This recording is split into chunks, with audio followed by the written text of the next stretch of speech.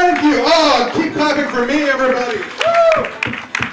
Now clap for Evan Kessler, everybody. Woo!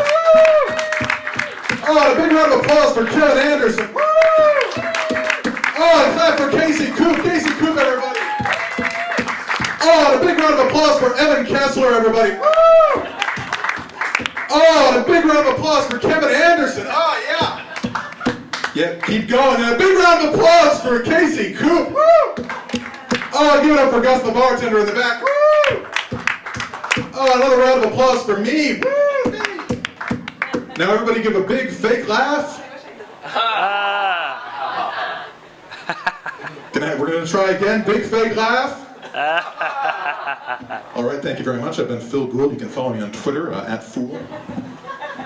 Okay. Yeah, hi, it's great to have people here. Look at you people, you. I'm glad you're here. Sometimes stand-up, like, there's no one. Like, it's just me and Gust. Like, even the host has stepped out for a cigarette. And like, it starts to feel a little bit delusional. Like, I feel like another comic, probably Evan. He seems to be my bro. I feel like Evan's going to come up behind me, just clap a hand on my shoulder and say, hey, Phil, it's okay. Don't worry about it. Just imagine one day this room is going to be totally full. And not just full, they're going to be like your people. They're going to be educated, they're going to be attentive, they're going to be a little drunk.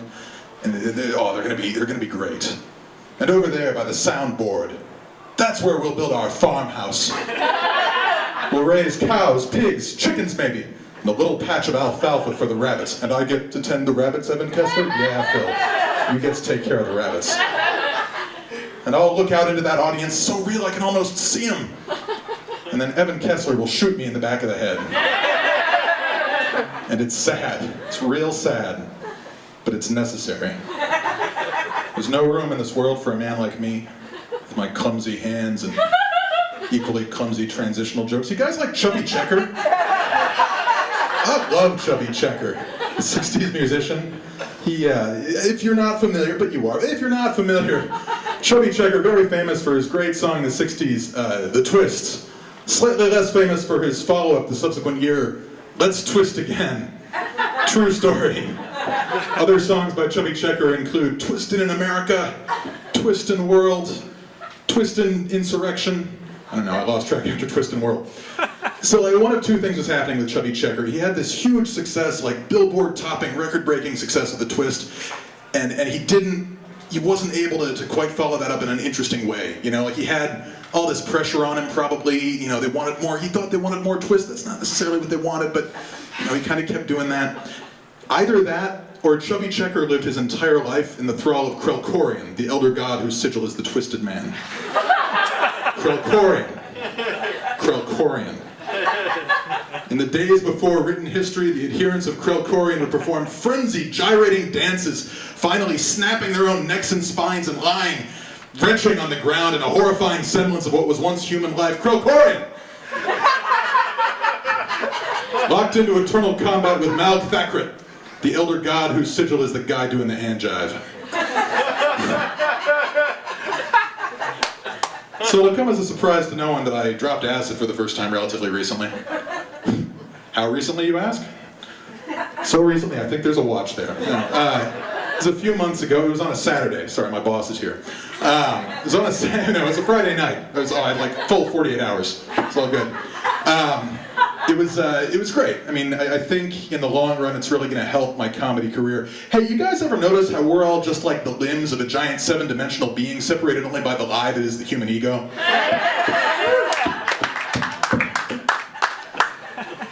Yeah, I take issue with some of the language we have around acid. Like, it's called an acid trip. That could not be further from the truth. Like, when you're on acid, you don't go anywhere. Like, wherever you are more there. I have never been so sitting as I was that night. I was the sitting downest sitting downer who ever sat down. Me in that chair redefined sitting for a new generation. I don't know, I did it like in the evening. I got up the next morning, did not sleep, but I got up the next morning, and I got a call pretty early from my mom, which I went ahead and answered, obviously. The truth is, like, you can pass yourself off really well on acid. Like, from her perspective, I think it was one of our better conversations. So I was really invested. Oh, Mom, you panted. Mom, sorry, need a quick hard reset. Mom, You planted bougainvillea? Oh God, that's gonna be beautiful. The garden's gonna explode in a cornucopia of pink beauty. Oh, Mom. You took the dogs to the park, Mom, that's their favorite place. They love the park. They're gonna be so sleepy later. It's gonna be great. I knew I was kind of coming out of it. I was walking around Silver Lake, which is near my neighborhood. I was walking around Silver Lake, and I stopped in to get a smoothie at a local smoothier. And I went over the counter. I said to the lady, "Hi, what smoothie do you recommend for somebody who's coming out of an acid trip?" And she said, "Oh, this one. We keep them right here. Get like 4 of you every hour. Here you go." And I said, "Oh, great." And I took a sip and I said, "So what's the damage? What is that going to cost?" She said, "Oh, that'll be $12." Now I knew that I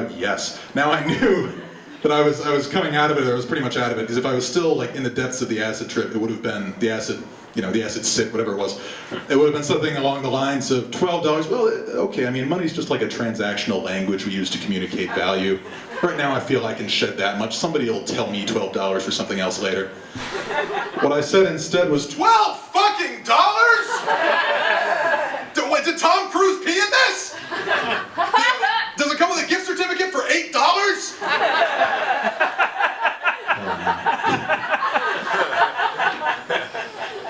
So I do have a job, and I think I'm pretty good at my job, right?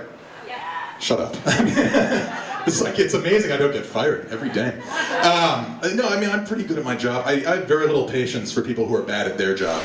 Like, I think we need a system whereby if you're bad at your job, I should be allowed to challenge you. Just at any moment, to challenge you to a your job off. Like, I should be able to walk to the front of the line at the Jack in the Box on Sunset across from Amoeba Records, which, everyone knows. If you've never been in that Jack in the Box, if you've never been to Los Angeles, you can feel that Jack in the Box. It's so bad. I should be able to go into that Jack in the Box, walk to the front of the line, and say to the lady working there, "Okay, you, me, 2 registers, 5 minutes. Whoever gets through the most customers gets to stay here and earn money in exchange for performing simple tasks. Loser has to go home to my apartment, play a game of my own invention entitled Insult the Cat Until One of Us Starts Crying." Cat's really good. Cat is thus far undefeated.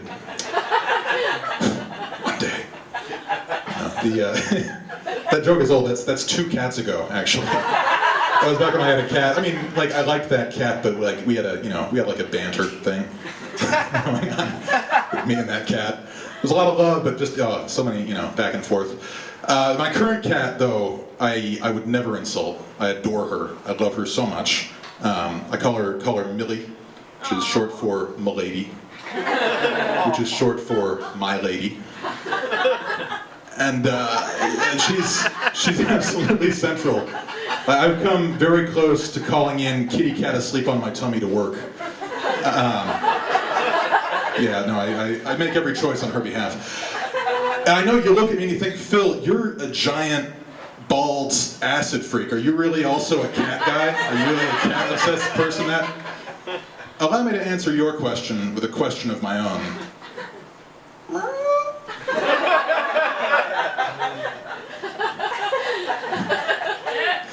I tried to pull a fast one on her recently. I bought a different type of cat food from usual.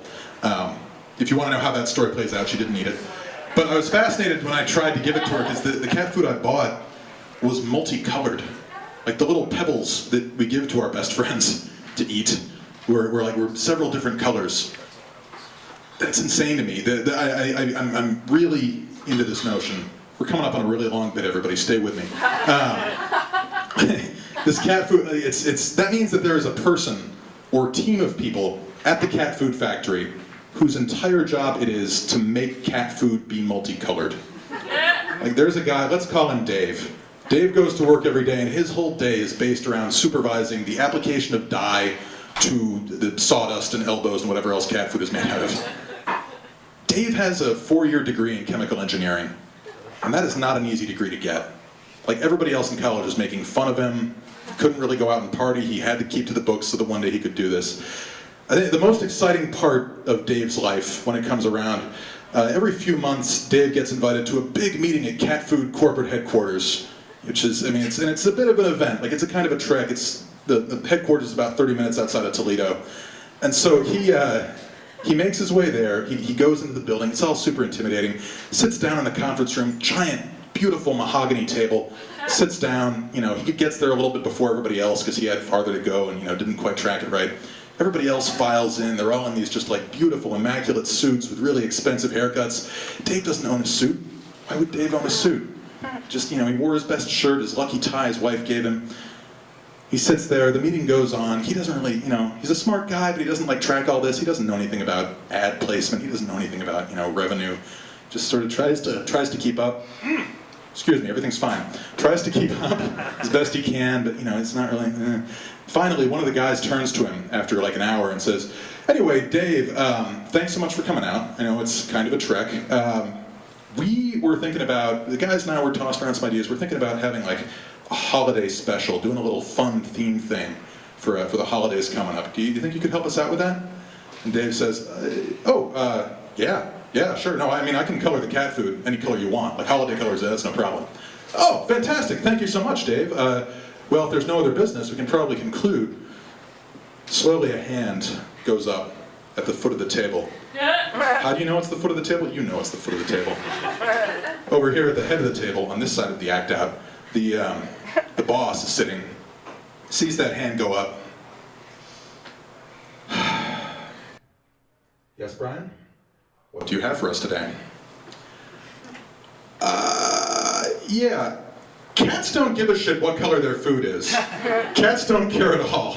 Cats' favorite thing to eat is dead mice, so unless somebody's pitching dead mice-colored cat food, Dave, I love you. You're a nice guy, Dave, but I don't know if Dave really has an important job at our company. The boss takes this all in. More deep breaths, drums his hand on the table. Okay, Brian, we're gonna need you to get the fuck out of this room right now. We're gonna need you to wander on over to your office. We're gonna need you to start packing your shit, Brian! Because in 15 minutes, security is coming for you. And if you are still in the building, security will tase you and throw your twitching body into the parking lot, Brian! This isn't Frisky's cat food! This isn't Fancy Feast! This is Whiskers! You see that handsome tabby on the company logo? Well, his name is Mr. Whiskers! And Mr. Whiskers does not have time for your bullshit, Brian! I don't care if you are my sister's kid! His name's not really Brian, guys. His name was Phil Gould. The story of how I came to join you all. This balmy night in the Hollywood Hotel. Oh, fantastic. Yeah. So, what am I doing? Am I getting the light? No, maybe? There it is. I knew it. Professional. One step under professional. Professionals don't talk about the light. They just acknowledge it quietly like everybody else managed to do. I do stand up for a lot of reasons. Maybe chief among them, I'm afraid of death. Like, I hate the idea, like, I'm not scared of what's going to happen to me. Something really upsets me about the idea of a world without Phil. I think you can all get behind this idea. But so, and it occurred to me recently that, like, that's silly, right? No matter how many people remember you, no matter how well you do in comedy, how far across your name is spread, eventually it's not going to matter. Eventually everybody's going to die. Eventually the sun's going to expand and the world itself is going to be destroyed. So I've decided to try and take a little bit of my energy away from stand-up and put it into what's really important. Building a giant statue of myself and shooting it into space. I've got a Kickstarter. All right. I'm Phil Gould. I believe that's our night. Thank you all so much for being here once again. You're all my favorites. Everyone not here by extension is mortal enemy. Enjoy yourselves.